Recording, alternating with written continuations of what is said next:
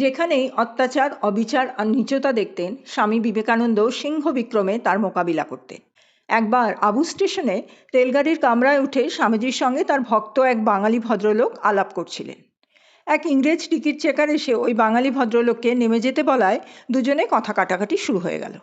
স্বামীজি থামাতে যাওয়ায় ওই ইংরেজ অত্যন্ত রুক্ষভাবে বলল, তুম কাহে বাত কাটতে হো?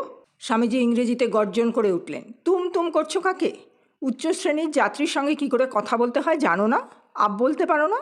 তার তেজপূর্ণ মূর্তি দেখে ইংরেজ ভ্যাবাচাকা খেয়ে ইংরেজিতে বলল, অন্যায় হয়েছে, আমি হিন্দি ভাষা ভালো জানি না, আমি শুধু ওই লোকটাকে বাস।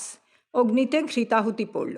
স্বামীজি সিংহনাদ করে উঠলেন, তুমি এই বললে তুমি হিন্দি ভাষা জানো না, এখন দেখছি তুমি নিজের ভাষাও জানো না।